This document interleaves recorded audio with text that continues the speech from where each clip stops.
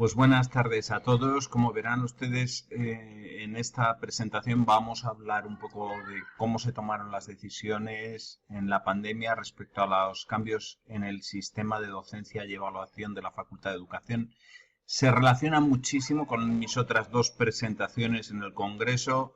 Una de ellas es básicamente cómo se tomaron las decisiones institucionalmente y la otra son métodos que nosotros estuvimos enseñando a los profesores para el tema de la evaluación online. ¿De acuerdo? Voy a ver si pongo un poco mejor la cámara para que me vean bien y procedo a empezar. Entonces, como verán ustedes, pues la introducción es un poco, digamos, un poco obvia, ¿no? Tradicionalmente hemos pensado siempre que las crisis, y de hecho se ha dicho mucho en esta crisis, juntos lo levantaremos, juntos haremos todo. Sí se avanza, obviamente se avanza, porque aunque no sea más que en el terreno de la medicina se avanza mucho, yo creo que en este caso se va a avanzar mucho en el terreno de la educación. Y como decía en otra presentación, pues yo creo que el año 2020 empezaba con unas expectativas de crecimiento de todos los niveles muy interesantes, tanto educativo, económico y tal. Es verdad que a partir de enero nos encontramos con que el nuevo gobierno iba a subirnos los impuestos, pero bueno, si van dedicados al uso común, pues al final es otro tipo de tendencia dentro del sistema de gestión política, en cuyo tema no voy a entrar. Pero sí voy a entrar en el hecho de que en febrero nos llegan las primeras noticias, que ya las conocemos, de la pandemia. Y sobre todo nos encontramos con que aquel febrero de 2020 es el año nuevo chino y nos encontramos con que hay un movimiento brutal de población que va de un sitio para otro. A resultas del cual, pues primero Italia, luego Alemania, Francia, España, básicamente les llega la pandemia, ¿no? Sorprendentemente, incluso aquella semana en que nos mandaron a casa, yo había hablado con autoridades médicas y me habían dicho que esto parecía poco más que una gripe, un poquito más contagiosa, pero jamás pensamos que el día 15 nos mandarían a casa. Todo hace obviamente indicar que alguien no nos dijo toda la verdad que nos tenía que haber dicho, pero yo creo que eso no es tema de esta conversación. A resultas de aquello, todas las facultades nos tuvimos que adaptar.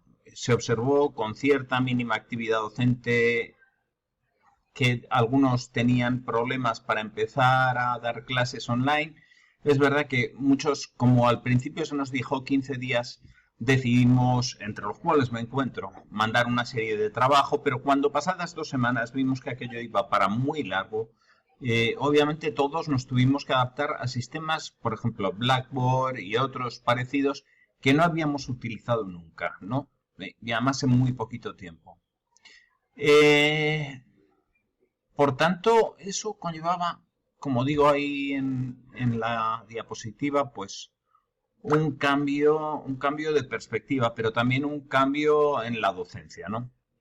La Universidad de Alcalá decidió apostar claramente por una postura garantista, es decir, en la cual el ministerio se encuentra arriba, pasamos a la Consejería de Educación y a la cual llegan las universidades. Eso es muy importante porque digamos que redujo en bastante la incertidumbre que había en aquellos días. Para resultas de aquello, pues obviamente muchos profesores vimos que existía la posibilidad de la virtualización, obviamente, de nuestra docencia.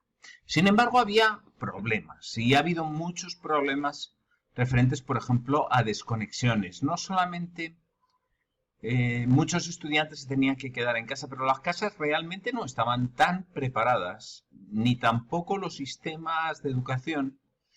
Piensen usted, por ejemplo, en Blackboard, que requiere un ancho de banda más grande, por ejemplo, que Zoom. De hecho, la perspectiva y la vista es bastante diferente.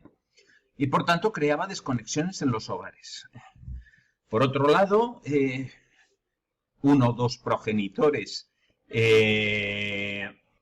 teletrabajando en casa, más uno o dos niños, si teníamos ordenadores, que no todas las familias obviamente tienen 3, 4 ordenadores y no todas las empresas permitían llevárselo al principio o tenían la capacidad simplemente de hacerlo, nos encontramos ahí 3, 4 semanas de un auténtico agujero digital.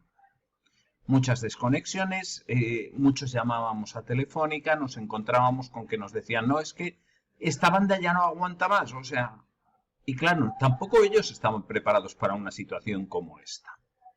Esto en muchos casos nos llevó a lo que yo llamo la ausencia virtual, es decir, para alumnos que cuando nosotros mirábamos nuestra barra de asistencia estaban allí, pero quién sabe si estaban allí. O sea, muy pocos profesores consiguieron que de verdad los alumnos encendieran la cámara para dar clase. ¿Por qué? Porque invadíamos su privacidad.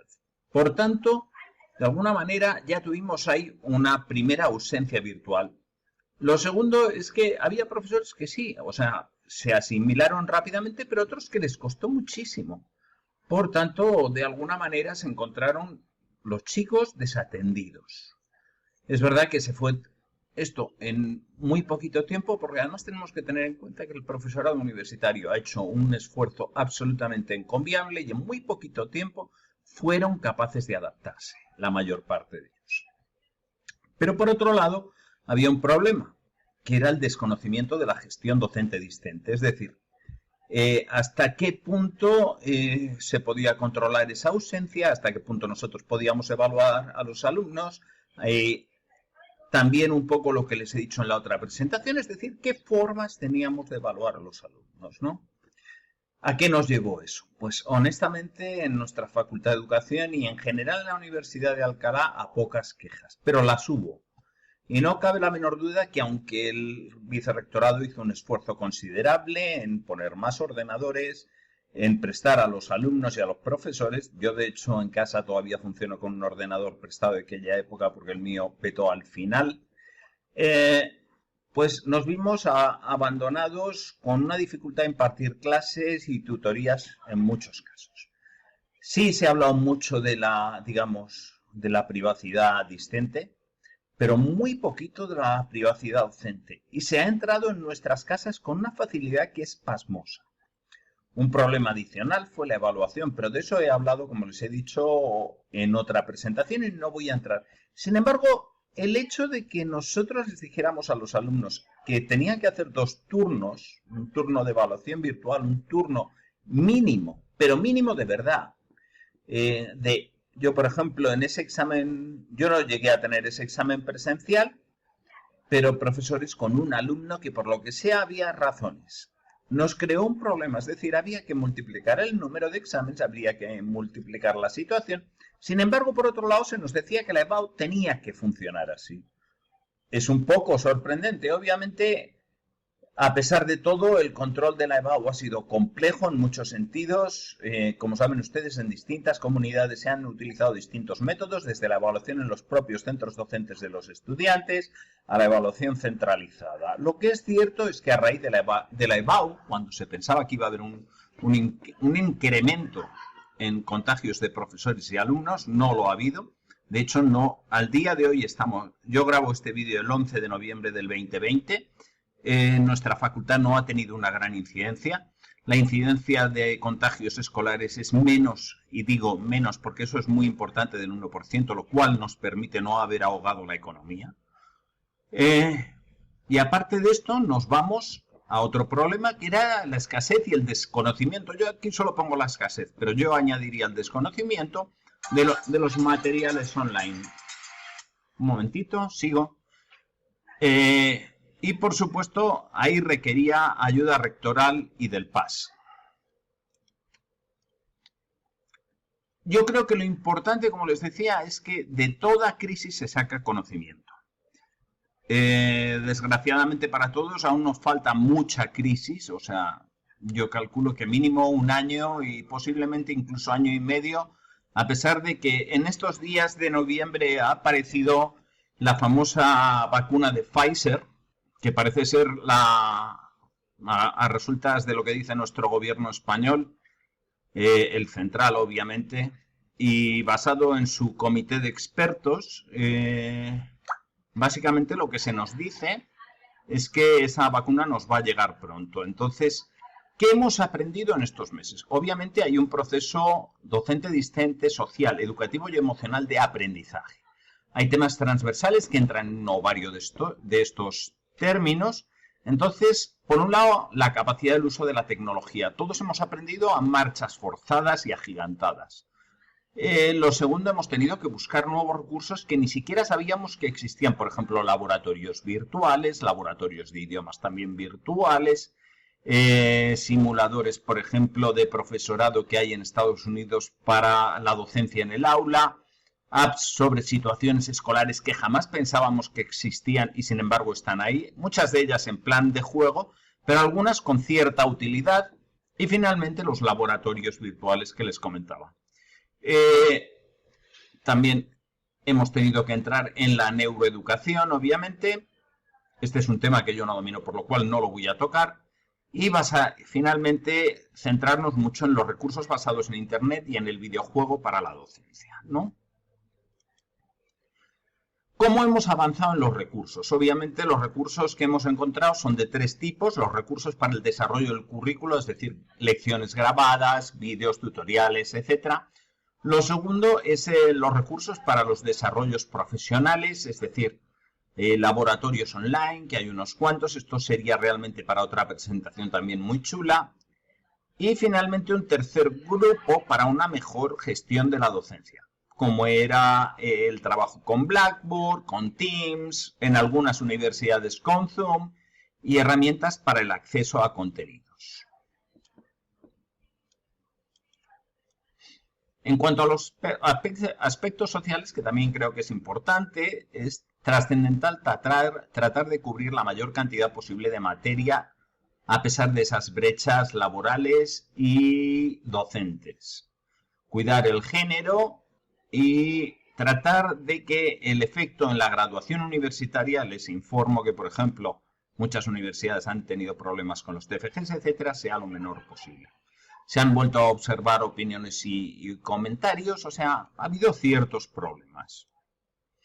En cuanto ya a las conclusiones, obviamente la gestión de esta pandemia debe contar con las actitudes de los estudiantes. Yo creo que mucho del éxito que hemos tenido es precisamente porque en muchas facultades los estudiantes han levantado protestas, han levantado su voz. Pero por otro lado, las delegaciones en general han tenido una labor pedagógica y educativa con sus compañeros que no es mínima y que debemos agradecer. Lo segundo, nos ha permitido hacer una revisión de las necesidades digitales como una oportunidad de futuro, tanto las específicas para la docencia como para el acompañamiento del alumno, que era complicado mantenerlo en este momento, porque muchos se sentían muy perdidos, había que ir desde el principio. No quiero incidir mucho, pero por ejemplo, en nuestras prácticas en escuelas hubo que cancelarlas en gran medida. Entonces se sustituyó por estudios de casos reales, pero eso requería, como era una situación nueva, acompañamiento desde el principio. Los tutores que desde el principio salieron y ofrecieron oportunidades y fueron al encuentro de los alumnos no han tenido ningún problema. Todo agradecimiento, todo bueno. Obviamente algún caso tenemos, pero vamos, mínimos imprescindibles, vamos. Lo tercero es que nuestro profesorado comparte la idea de que ha cambiado el escenario de la enseñanza universitaria, puesto que la enseñanza virtual, señores, ha llegado para quedarse. Pero no como hasta ahora, que era como un mero accidente, como un mero acompañamiento de la real. No. Es decir, por primera vez, yo creo que en muchos años, nos encontramos, sobre todo en este curso 2021, con el Blended Learning. Es decir, tenemos una necesidad real y vital de compartir espacios docentes, porque muchas universidades están al 50%, algunas están totalmente virtualizadas, con la presencia real en el aula. Finalmente, y a modo de conclusión ya del todo, debemos asumir que esa llegada a las aulas virtuales en un espacio educativo tan pedagógico como las aulas físicas puede tener muchos beneficios. Quizás nuestros alumnos se acostumbren pronto a esta nueva forma de estudiar y de observar el aprendizaje. No me queda sino darles las gracias por su atención y esperar que esta charla haya sido tan fructífera como este tiempo que hemos tenido para aprender. A todos, muchas gracias.